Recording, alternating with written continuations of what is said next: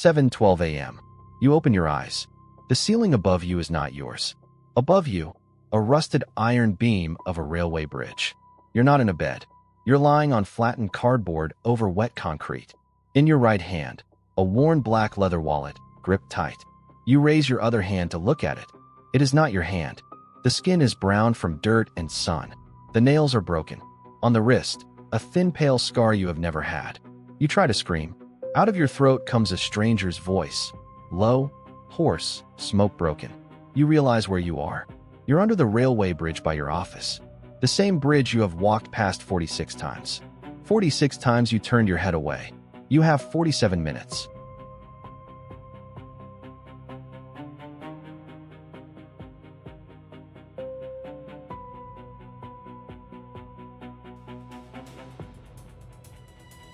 You try to stand. Your knees won't straighten. In your lower back, a hot wire of pain. You take 2 steps and collapse back onto the cardboard. You run your tongue along your gums. Half your teeth are gone. Somewhere on the right, your heart is beating, but unevenly, with skipped beats. You reach into the coat pocket. There is a phone in there. A very old gray flip phone. Cracked black and white screen. 1 bar of battery. You try to remember your own number. You can't. In this body, your number was never written down. You try to remember your wife's number. You can't. In this body, those digits never existed. You lower the phone. You sit on the cold concrete. Steam comes out of your mouth. You realize, in winter, people sleep here.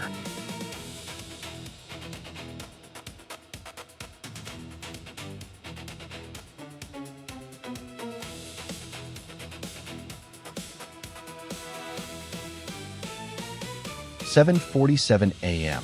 The flow of people across the bridge is thicker now. All of them are walking to work. You recognize some of them. You recognize Sergey from the 7th floor. Sergey passes 3 meters away. Sergey does not look at you. You try to say, "Sergey, it's me." What comes out is a rasp. Sergey speeds up. You recognize Lena from accounting. Lena walks around you in a wide arc, pulling her handbag tight. You see her face. Her face has the exact same expression you wore 46 times when you walked past here. It is a mix of disgust and fear. It is the face that says, "You do not exist. You are not on my schedule. I have crossed you out of reality." And for the first time, you understand what it is to be crossed out.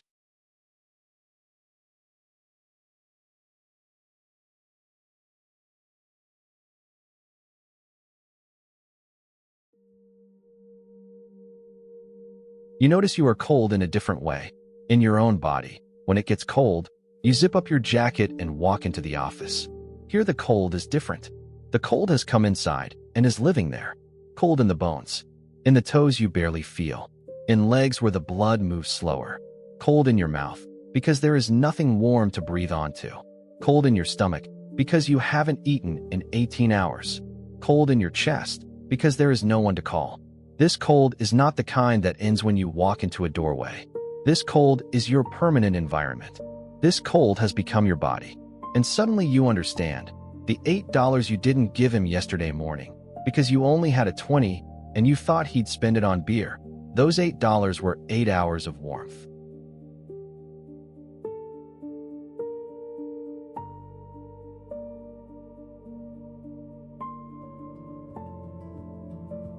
And then his memories begin to enter you.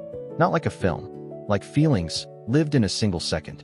You suddenly know, his name is Viktor. Viktor Stepanovich Zimin. Born 1962. You know him the way you would know yourself if someone had erased only this morning.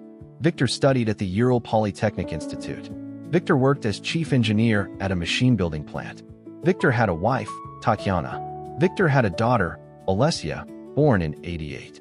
Viktor loved fishing and Vysotsky. Viktor collected postage stamps. Viktor had a gray 2-room cooperative apartment in Magnitogorsk.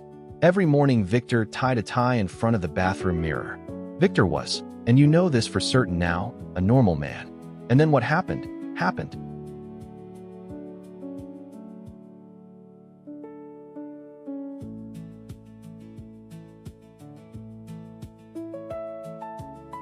"1998. The plant shuts down. Viktor goes to a job that no longer pays for 6 months. Viktor comes home and tells Tatiana, "It's fine.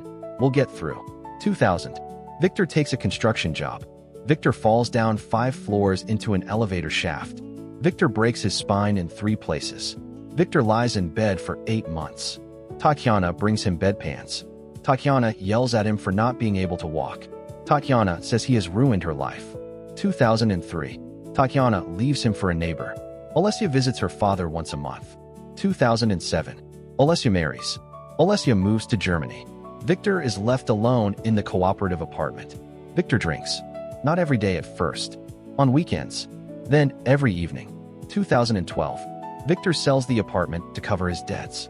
Viktor goes to Moscow looking for work. Moscow does not find Viktor. You remember the wallet in your hand. You open it. Inside, there is no money. Inside, 4 photographs. First, Tatiana, the way she was in '85. Light hair, a blue polka dot dress, she's laughing, a hand covering her teeth.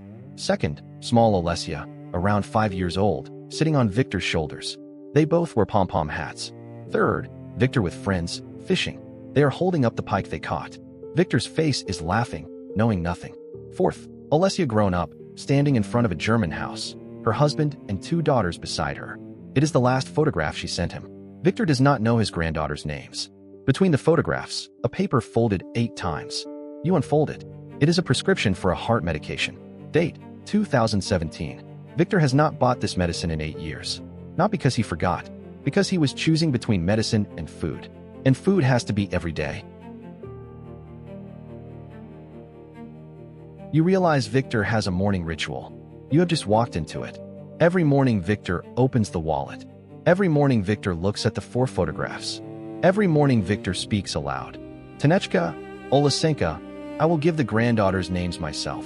Let them be Anna and Maria. I like names like those. Good morning. I love you.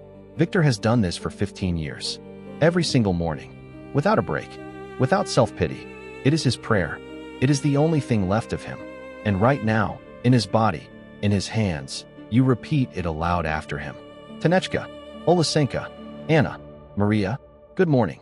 I love you. And for the first time in your life you understand what it is to love people who will never know about it.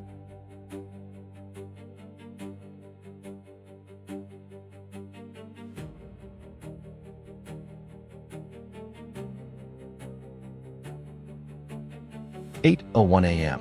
The flow of people across the bridge has thickened, and then you see yourself. You are walking your usual route. In the gray coat you bought in December. A coffee cup in your right hand. A phone in your left. You're staring at the phone, head down. You, that is, the one still in your body, pass within 1.5 meters. You don't look up. You disappear around the office tower. Viktor sees this every single day. Viktor knows your face. Viktor knows on which days you smile. Viktor knows you drink a flat white. Viktor knows your daughter started 1st grade. You are on the phone, walking past him. Viktor sees you, and you don't see Viktor. This is the curse of the invisible. They see everyone. No one sees them.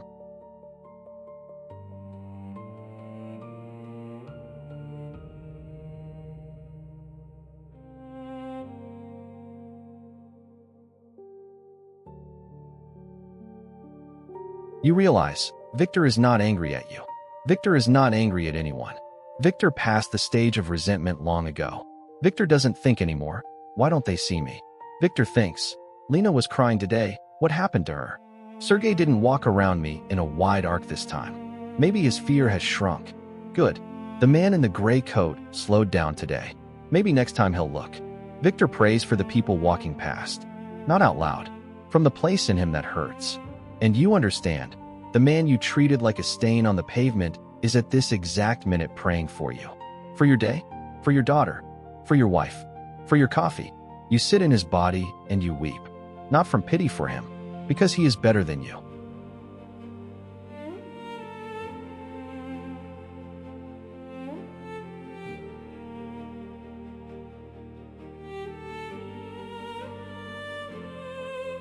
(8:24 a.m.) An old man approaches Viktor, about 80, in a quilted brown jacket, carrying a bag from the bakery next door. The old man does not say a word. He holds the bag out. Inside, half a warm baguette and a paper cup of hot sweet tea. Viktor takes it. Viktor nods. The old man nods back and walks away in small careful steps. Viktor places the tea between his knees. tears off a piece of the baguette. And in this moment you understand what real food is. Not the food you used to fill your stomach. Not the food you threw out. Warm bread when everything inside you is frozen. It is not food. It is, someone saw you. The old man's name is Mikhail Petrovich. He has brought bread to Viktor every morning for 14 years. Mikhail Petrovich's son died in 2010. His son was 38. Mikhail brings bread to Viktor because he can no longer bring bread to his son. 8:40 a.m. You realize you have 7 minutes left. And then a different fear hits you. Not fear for yourself. Fear that you will return to your own body and forget all of this. That it will become a dream. That in 3 days you will walk past Viktor again, looking at your phone. That you will not give him the $8 again. That you will think again, he'll spend it on drink. Desperation hits you. You press the stranger's wallet against your forehead. You speak aloud in his stranger's voice. Do not forget. You say, Viktor Stepanovich Zimin, born 1962, Magnitogorsk, wife Tatiana, daughter Olesya, granddaughters Anna and Maria. Do not forget. Do not forget that every man sitting on cardboard has a wallet in his pocket with photographs of people he will never see again. Do not forget that he loves them. Do not forget that every morning he names them aloud. Do not forget. 8:46 a.m. You begin to be pulled. Not upward, like in your last life in the ICU. Sideways, as if someone is gently lifting you out of Viktor's body, the way you'd lift a sleeping child out of a car. You try to hold on, not to the body, to the memory. You repeat, Viktor, Tatiana, Olesya, Anna, Maria, Magnitogorsk, the plant, the elevator shaft, $8, Mikhail Petrovich, the bread. The pull becomes stronger. You manage to shout into Viktor's own ear, I saw you. I saw you. I will see you from now on. You exit through his eyes. You hover above him for half a second. Viktor sits as he sat. Viktor brings the last piece of bread to his mouth. Viktor does not know that someone was just living inside him. The pull continues. You streak back toward your tower.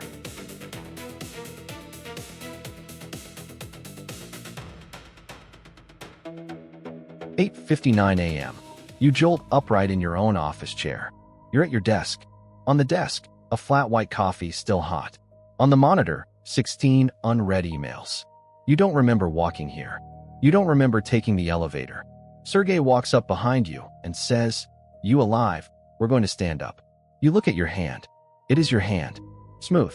Clean. You bring it to your face. You smell of cologne and coffee. You don't smell of cold.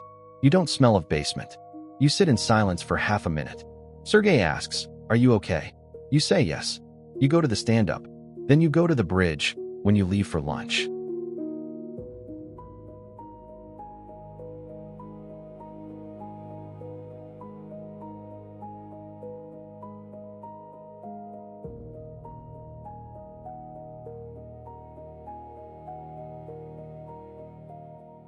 "12:30 p.m.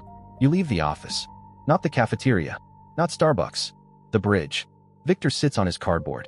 The wallet is in his hand. Viktor sees you, the way he has always seen you. Viktor gives you a slight nod. You have slowed down. You walk up. You crouch down on your heels next to him. You say, Viktor Stepanovich. Viktor looks at you like someone just handed back to himself from a 47-minute leave inside his own body. You say, I know your wife was Tatiana. I know your daughter Olesya is in Germany. I know the granddaughters are not Anna and Maria. You named them that yourself. Viktor weeps. Viktor laughs. Viktor doesn't understand how this is possible. Neither do you. You take out your phone. You say, Let me call your daughter. You did not return the same. You returned as someone who now sees. And the one who sees cannot be returned to the one who walked past.